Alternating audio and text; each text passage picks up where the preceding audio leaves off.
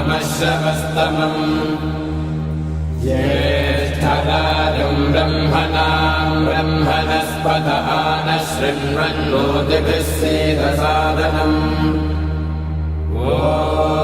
महागणपतये नमः।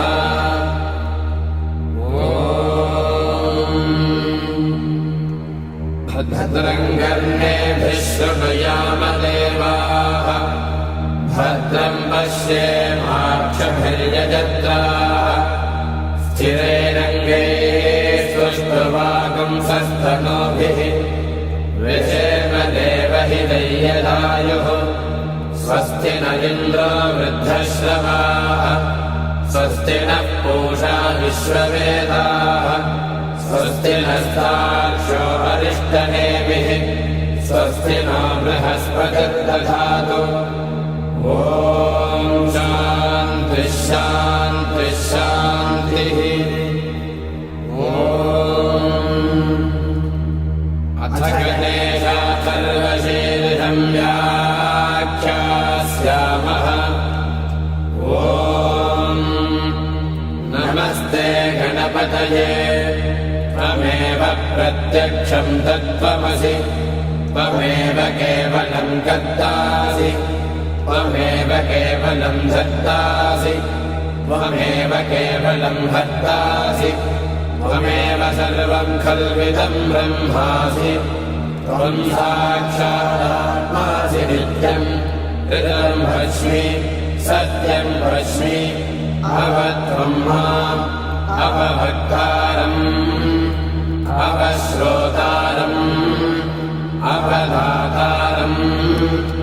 अवधातारम् अवालोचानमवशिष्यम्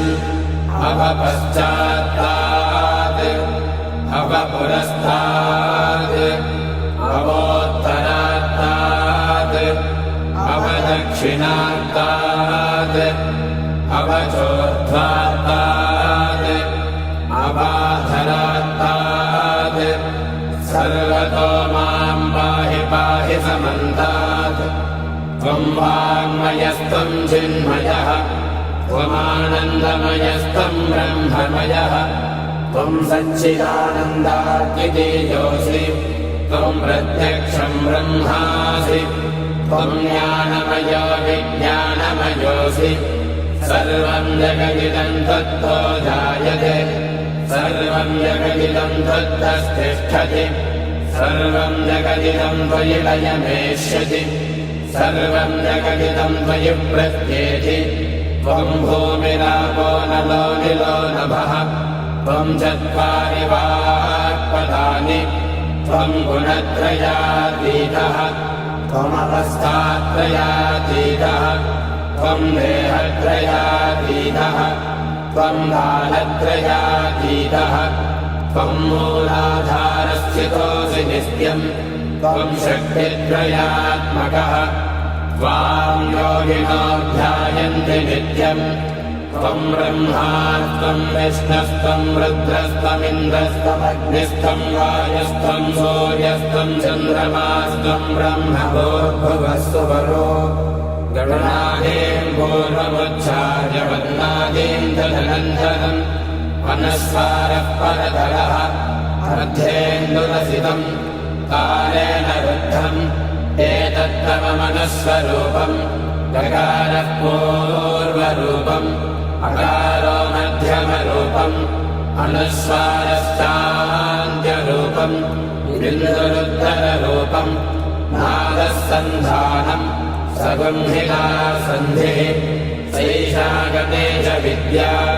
गणकऋषिः विसृद्गायत्री छन्दः श्रीमहागणपतिर्देवता ॐ गं गणपतये नमः।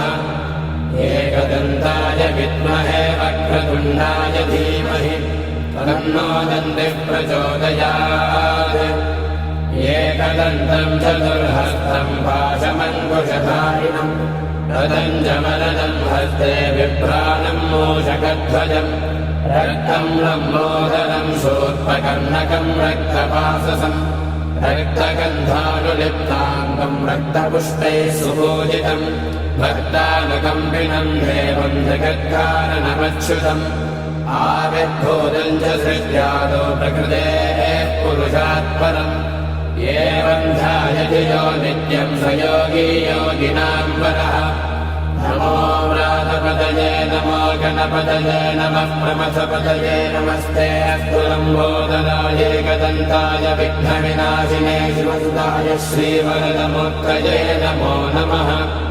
एतदथर्वशीर्षयोधीते स ब्रह्मभूयाय कल्पते